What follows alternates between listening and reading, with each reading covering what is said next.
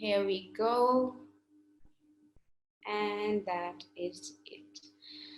All right, so our primary topic for today, as you know, is consciousness and its biggest mystery. People would tend to think, well, there is no mystery into it. We are all conscious, but you would be surprised to know that many philosophers and scientists today are struggling with this question and even believe that this is one of the biggest unsolved mysteries of this time, and have many theories around it, which are also philosophical as well as scientific, which we will discuss in a bit. My presentation is not going to be very long because I want to make it just as precise so that you can be the curious minds who can take forward the conversation and the discussion of it. And please feel free to reach out to me. Alia will be sharing my details with you later. So if you have any questions and if you want to discuss something more about it, I'm always available. A word of caution before I actually begin with the problems of consciousness and its answers is that we are going to discuss why consciousness is a problem and why is it mysterious. And the answer is multiple solutions. There is no one answer to it. So we have to understand that you can take one stance, you can take the other stance, you can take the third one, fourth one, but the scientists and the philosophers are still struggling to find the correct answers. Where we are at right now is the tangent of discovery. So we're trying to discover the answer. We're trying to invent an answer. We're trying to deduce an answer through empiricism or through philosophical theories. So please be open-minded. And so because we are trying to still understand the nature of consciousness and the problem of consciousness, that is why I would request everyone to be patient with what I'm going to say and what the world around us is doing in this field. This session is a journey to exploring some of the most fascinating things in life about our own mind that we are unaware of. And so this is going to be a rough ride, something that we are sort of, as humans, we are not attuned to it. And we averse something that makes us very sort of disturbed. But it is in this disturbance that we learn, and that is the ladder of knowledge. So this session is hopefully going to open horizons to new questions about your own life, about others' life, about the human body and the mind and how they work together, and maybe they don't even work together. So starting with that, we are going to be looking at consciousness as the reason, and the reason that it is a problem of science and philosophy. So what is the problem? In science and philosophy, we're going to discuss one by one. So to begin with that, some of the orienting questions that I might ask, like in a regular lecture, and have some answers, but because this is like a one thing right now, I would just ask the questions. So the first question, what does it mean to be conscious? Is it just awareness? Like, am I conscious right now? Because I am aware of myself right now. So am I conscious right now? But when I dream, I'm not aware of myself. Does that also qualify for consciousness? I guess we'll figure that out. Is it only awareness, or is it also being able to perceive the external world? So in my dream, I'm not able to perceive the external world, but I'm also not aware. But so does that mean I am dead, or I am conscious? Is it the brain activity that makes us conscious? Is it only the brain activity, or if I have to put it into an equation, I would say, is brain activity equal to consciousness? So if I am dreaming, of course there's brain activity, then that makes me conscious. Yes, of course. But if I'm not responsive and if I'm not aware that I'm dreaming, then that does not make me conscious. So you see, these are triggering questions. These are confusing questions that makes understanding of consciousness difficult for us. Um, Another question could be, is processing of the information called consciousness? So a computer can process the information. Is computer conscious then? Well, um, that is one of the questions that we struggle with. Um, Hence, that derives to another question. Can robots and can computers be conscious at all? And if they are conscious, then what is the difference between our consciousness and a computer's consciousness? Are dogs, cats, worms, flies all conscious things? Are cells conscious? Are atoms conscious? Are they aware of their surroundings? Are they awake? Or can they perceive the external world? Um, or do they have the same level of consciousness as ours? Do they have a different level of consciousness? So if they have a different level of consciousness, what is the definition of consciousness? Um, these are some of the very fundamental questions that are disturbing all the philosophers and scientists who are into consciousness studies.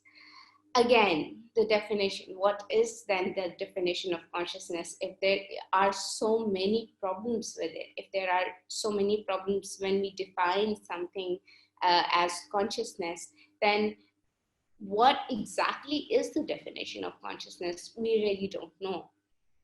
What about people in dreams? As I mentioned, people in coma, there's brain activity, but are they conscious? Doctors tell us when a person is in coma, this person is in coma, there's brain activity, but well, is not conscious. So what does that even mean? Why does consciousness exist? Why do we have to separate brain activity from consciousness? Maybe we don't have to at all. Is it a product of a brain like all other organs in our body? What does it mean to be conscious? And is consciousness same for all? So is consciousness same for me and for you? So because we have the same brains, right? We have the same stomach that processes certain food, and then there's an action like an output. So if we all have the same stomach and the same chemicals in that stomach that process the food, then likewise, if we have the same brain, then we must have the same level of consciousness. But do we? That is another question. Wikipedia would define consciousness as the state of being aware and responsive to our surrounding. Now, that definition in itself is questionable because, as we discussed previously, that somebody who's dreaming and there's brain activity is not responsive towards the surrounding environment and is not aware that that person is dreaming, but that person is still conscious. We call that person a conscious person. But according to this definition, consciousness does not fit in. And so, is this the correct definition of consciousness? We don't know as of yet. Based on this definition, consciousness must also be same for all. But is it? For example, you look at this red rose. Now, all the participants I have, how many do we have, Alia? All right, so 19 participants. all of you will have a different response towards this rose. Some people will look at the water on this, some will look at the different colors in this, some will look at the background of this, some will look at it holistically, and that will give rise to certain emotions, certain feelings, certain output from you. So when I look at this rose, I feel like, well, it's pretty aesthetic, but it is also kind of dark. Maybe somebody else will look at it and it will say, oh my God, this is the kind of flower that if somebody gives me, I will just take the proposal and say a yes. Maybe somebody else would have a different response. So this difference in response is what makes consciousness difficult to understand. This difference in response, the technical term for this difference in response is called qualia, which is a singular for quale, which means the individual instances of subjective qualitative experience. So basically, when we talk about consciousness, we're really not talking about brain activity. We're talking about the subjective qualitative experience. Now, I want to emphasize on these three words: subjective, which is my own, your own subjective. It is not objective, so it cannot be generalized. Two, qualitative. It is not quantitative. It is not that I feel 50 when I see this rose. No, it is qualitative, something you can experience, something that gives you a feeling, something that gives you a feel of what it's like to feel when you touch a rose. So it is qualitative in nature and it is an experience. It is not an objective function. It is not empirical. You cannot see the experience. You can only feel the experience. You can not quantify the experience. You can only explain it that, well, I feel like something is not right, or I feel like something is very particular about this rose and I cannot figure out what it is, but I really don't know how to put it into words. That is your experience. Something that you cannot really put into two words, but you feel it. As Daniel Dent would put, that qualia is the way things seem to us. So when you look at a red rose, the way it seems to you is qualia, and qualia is consciousness in consciousness studies. So from now onwards, we are going to really talk about qualia, about consciousness with respect to qualia. And what is qualia? Qualia is the subjective qualitative experience. And it is because of qualia that consciousness is one of the biggest mysteries of this time. We can also say that qualia would qualify for something that we call a phenomenal experience, something that again you cannot describe, such as taste. Like you like biryani, right? Maybe some other people don't like biryani, and maybe the same biryani would give a different taste to somebody else and a different taste to another person. And the same biryani, for example, in a crowd of people, some people won't like it and some people will like it. Why? Because of qualia. Again, visual experiences, experiences like pain. Some people have this cringe of pain. Can you really explain it? If two people are hit at the same speed, at the same spot, at the same angle, with the same thing, if they're hit at a certain part of their body, will they experience pain in the same way? No. For example, tickles, itches, right? So these are all qualitative experiences that we call qualia, and that makes our consciousness, the understanding of our consciousness, very difficult. Nagel would point out and say that a system of that qualia is a system of consciousness if there is something it is like to be in that system. So qualia or consciousness is about what it's like to be. Now, this is a very vague question and it has vague answers.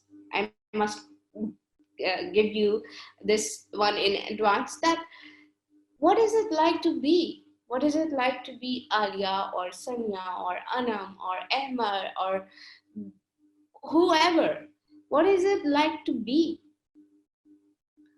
All right, so I already have Q&A in the chats, which I will address later. Oh, I'm sorry, you're able to see this? All right. Some of the examples of conscious experiences or qualia are again visual experiences, auditory experiences, tactile, the touch, olfactory, the smell, taste, hot and cold, pain, bodily sensations, conscious thoughts, even emotions. You can't say I love somebody 24 by 25. You love somebody a lot, but what is a lot? You love somebody to your death. What does that mean? So the problem is with quantifying consciousness and experiencing consciousness differently, which is based in qualia. The sense of self itself is very subjective.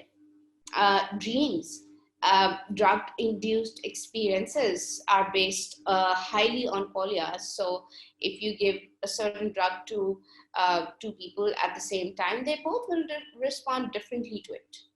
Some might respond but same, not exactly the same, but never 100% same.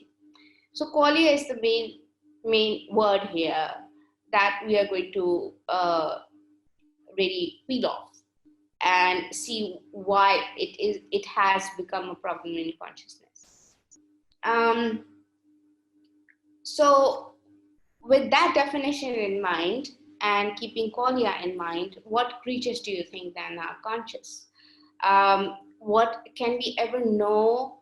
What is it like to be a bat or a dog or a roundworm or a fly or an orangutan or computers and cells and atoms? Are they really aware? Do atoms know what it's like to be an atom? Or do dogs know what it's like to be a dog? Because if bats or say dogs are responsive to the external stimuli, then they must know what it's like to be a dog. But do they? And are they aware that they are a dog? We really don't know right now. When you think of consciousness, in simple terms, it is physical information that gives rise to certain nerve firings in the brain, and that must give rise to a conscious experience. That's a layman understanding of consciousness. This consciousness must then give rise to a certain action, of course. So if I touch a hot stove, I will obviously take off my hand off it. And that is the action. There was a physical stimuli outside of my brain, which is stove. I touch it. There was nerve firing in my brain. Oh my God, it's hot. It gave rise to this conscious experience, and then I take away my hand, which gives rise to some sort of an action. This is a fundamental or a very layman understanding of consciousness. But if consciousness is qualia, which is something that it is like to be, how can it give rise to a physical action? Because you can't really experience, you can't really quantify qualia. You can't really quantify what it's like to be. So how can this give rise to something that is physical? How can your brain, which is physical, give rise to something which is experiential and not physical? How can that be? Daniel Dennett says that consciousness is one of the last great mysteries of life.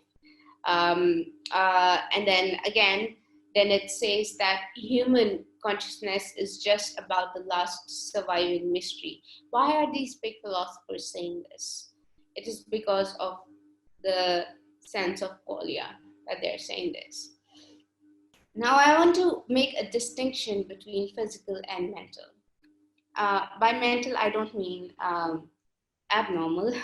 By mental, I mean mental activity. So, as I mentioned earlier as well, that we all have a physical brain, which is physical in nature. You can touch it. You can, give external stimuli to individuals and subjects and put electrodes on the brain and measure the physical activity, what's happening in the brain. But when you talk about experience, when you talk about things like pain, itches, love, sadness, happiness, you can't really measure that through an electrode. Only the person who's experiencing it can feel what it's like to be in pain, what it's like to be happy, what it's like to be in love.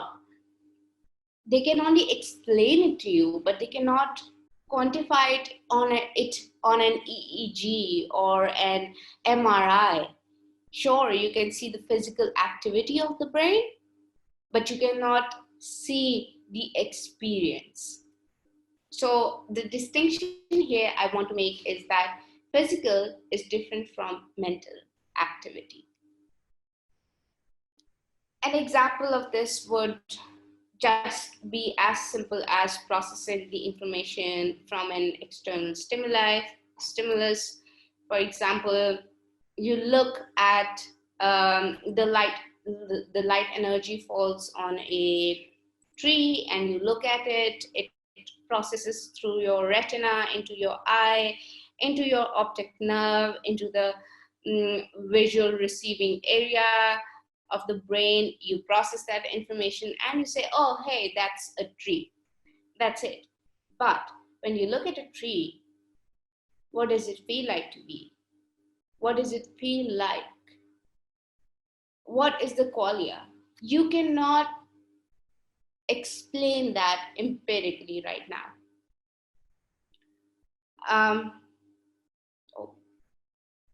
Right. So what is the problem? Right?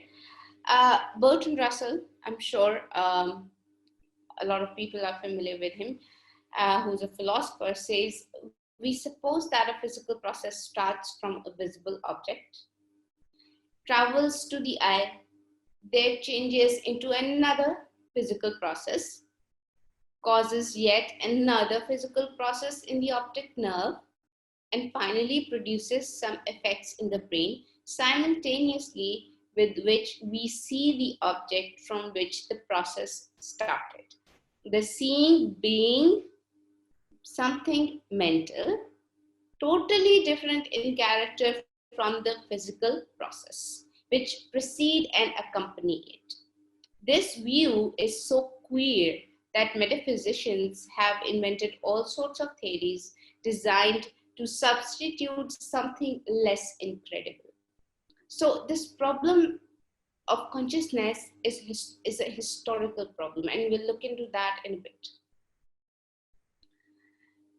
When I talked about the physical and the mental differentiation, that gives rise to something that we call the explanatory gap. And that is the first problem of consciousness, that there is a gap, an explanatory gap. Now, what is an explanatory gap? When I say physical, so this is your brain, it is physical. You see an external stimuli and your brain activity responds to it, right? And gives rise to something non-physical, an experience. You see now, the physical technically cannot give rise to something that is non-physical. These are two separate things. In nature, these are two separate things. So this leaves us with this gap between my hands that is called the explanatory gap, which is shown in this slide um, on this bridge. The brain activity, the physical activity does not collide or it does not match with the non-physical activity that happens in the brain. So this problem, the explanatory gap, explains the structure and the function are inadequate to explain qualia. The structure of the brain is inadequate to explain the qualia. And how can a physical brain, measurable and physical, give rise to qualia, non-measurable and non-physical? So that is the first problem of consciousness. The second problem. The second problem is divided by David Chalmers into the easy problems and the hard problems of consciousness. So let's talk about the easy problems and the hard problems a bit. So what are the easy problems? The easy problems of consciousness are, well, they can be explained and they can be empirically measured through brain activity. So for example, how do we learn? How do we remember? How do we perceive an external stimulus? When you jerk your hand away from a hot stove, which part of your brain is active? What happens in your brain? How do you use language? How do you develop? When I ask you to recall something, which parts of your brain are active? So the easy problems of consciousness makes them easy because they are reportable. They have the ability to describe an experience accurately through a neurophysiological or cognitive mechanism. So that part of understanding consciousness is dealt with. That is where most of the research comes from. That is where developmental psychology comes from. That is where cognitive psychology comes from, and a lot of other fields are using these technical and neurophysiological eh, gadgets to understand the brain activity. But the hard problem is based on experiences. It's reportable, yes, but in the qualitative sense, and it does not seem to be functionally definable. Neurobiological and cognitive theories do not seem to solve the question: what is it like to be the qualia? What is it like to be Anum Nawaz is something which is a hard problem because it's experience based and there is no technology right now that can understand what is it like to be Anum Nawaz. So that was problem one of consciousness. Again, things like listening to music, looking at a flower, the taste of an apple, or pain in your limbs, or looking at different colors, or looking at paintings and crying in front of them, or appreciating aesthetics. These are experiences which are not cognitively measurable right now, and that gives rise to the hard problem, that gives rise to qualia, which in return gives rise to the hard problem. Now, historically, as I mentioned earlier, that many philosophers have worked on consciousness and matter and physical and non-physical, the interaction of matter with the non-physical matter. And many people have different theories. So, for example, Locke in 1671 found the emergence of consciousness from matter and motion. So, here you see that matter is something very physical and motion is sort of taken as something very energy based. Um, Leibniz, in one of his thought experiments in 1720, said that if one enters a huge machine that produces thinking, feeling, and perceiving as if it were a mill, and opened that one would observe nothing and that could explain perception. So the problem is perception, which is subjective, and that gives rise to the understanding, the full understanding of consciousness and how it's related to us. Huxley in 1866 extends on this and says that how is it that anything so remarkable as the state of consciousness comes about as a result of initiating nerve tissue is is just as unaccountable as the appearance of the jinn when Aladdin rubbed the lamp of the story. This is how people have been looking at consciousness. In recent developments, consciousness runs together with other problems as well. Locke and the other modern philosophers have focused more on the mental and the physical causal interaction, that the brain is causing the subjective experience, and that is causing qualia. And so there's an interaction between the physical brain and the non-physical or the mental experience. Nagel in 1974 clarified the limitations of objective physical explanation of this experience and the non-objective explanation of this non-physical experience. And we'll get back to that in a moment. Descartes also thought about this, and he was more inclined towards different mental states of mind and different mental states of consciousness, instead of focusing much on matter versus non-matter, physical versus non-physical, and their interaction. So in summary, the hard problem is essentially the explanatory gap, which is the physical versus the non-physical, and qualia. How do we explain the subjective experience of what is it like to be? Answer number one to the hard problem of consciousness is that maybe hard problem is not very hard at all, and that it is an epiphenomenon. An epiphenomenon means that it is a secondary effect or a byproduct of something. So qualia is a byproduct of the brain. It makes sense, it makes sense.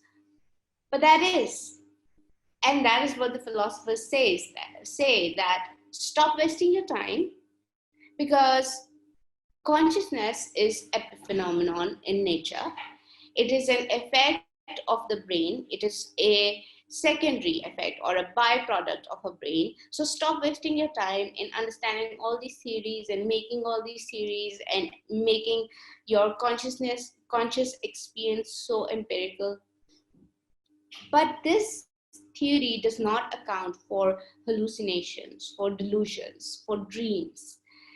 So sure, there's brain activity, but what about hallucinations and dreams when there's no external stimuli, but there's only brain activity, and you experience that? So this epiphenomenon theory is inadequate again in explaining the entire nature of consciousness.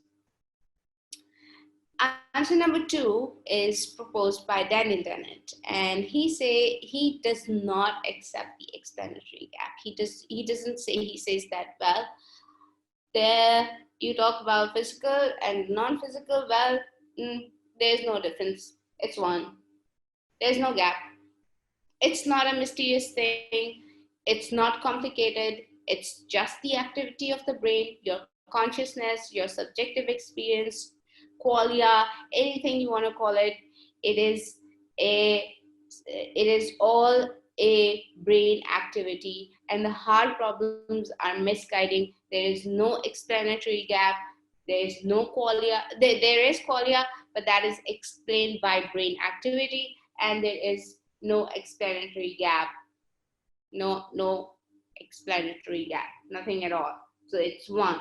Your experience, your being someone is one with the brain activity and the nerve impulses in your brain. Answer number 3 is the non-deflationist physicalism. This was first given by Kripke, and they accept the explanatory gap. And they say, well, yeah, sure, there is a gap.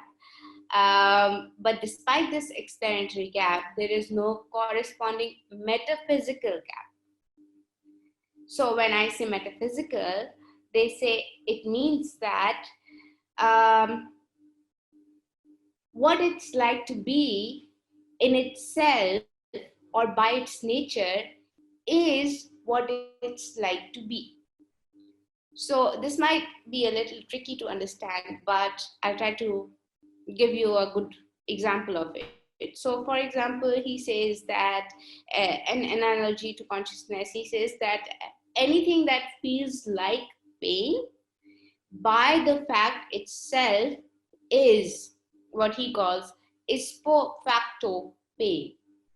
So what it feels like to have pain is by in itself pain.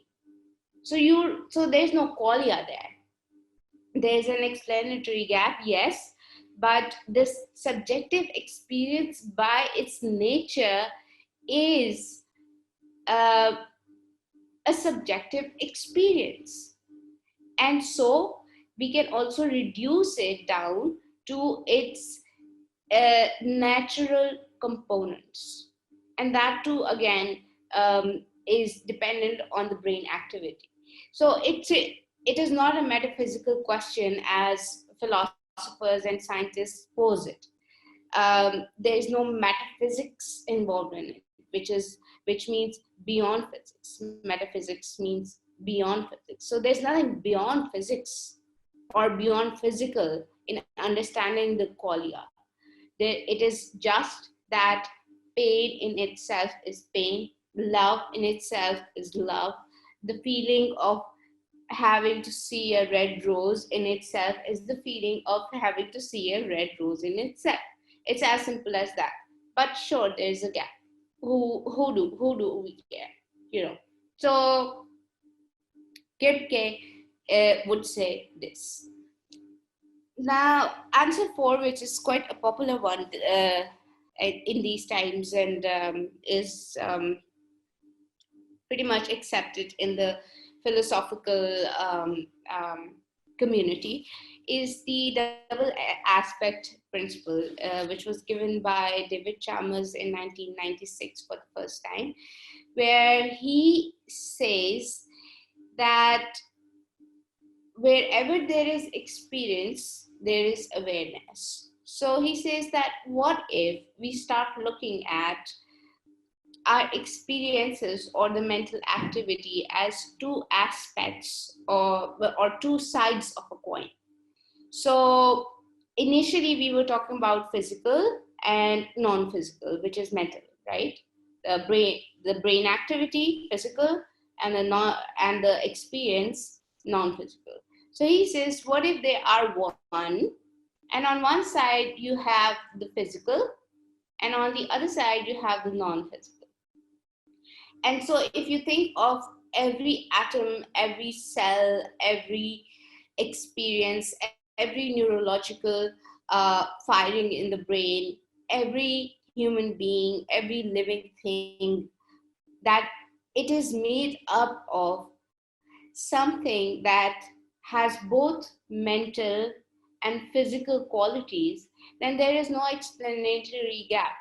And the problem of emergence, which is that how can a physical brain give rise to something that is non-physical, can also be solved, because when something has a physical aspect as well as a non-physical aspect, it will give rise to a physical reaction and a non-physical reaction.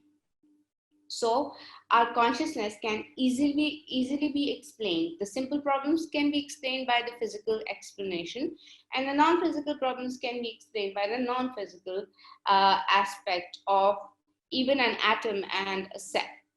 So that is the theory that David Chalmers has proposed, which is called the double aspect theory. Answer number 5, which is a little tricky and also a little controversial, I must say, is the quantum consciousness. We all have studied this in our high schools or in our primary school, that the Newtonian physics, right? The mechanistic physics, which was based primarily on physical things, on atoms. It was predictable through calculations, very much predictable. So, for example, you take the Newtonian laws. So anything that moves at a certain pace and a certain velocity will and at a certain speed will stop at a certain time. And well, I forget what really it was, but the three laws of Newton, for example. These are very much predictable, and we were living in times where science was something that had to predict something very concrete, and it did. um, the mechanistic physics was based on molecules, like in our books. I remember that these hardcore molecules and atoms, and you break them down, and then there are electrons and there are protons, and they are swirling around each other, and then you put them together, and oh, you have two hydrogen atoms and one oxygen atom, that's H2O, that's water, right? It was so accurate and predictable, and objects acted under forces, right? And they had physical properties. But in the quantum physics, as per my knowledge, and which is a very layman knowledge, because I am no physician, I'm not a physicist, but there's a world of possibilities. Now we're talking about quarks. We're not talking about atoms. We are talking about energy particles, which are called quarks. We are talking about their change in behavior. We are talking about um, everything is as an accumulation of energy in a certain pattern, in a certain way that forms a certain object. So everything essentially is energy. And this energy has shown different behavior in different experiments.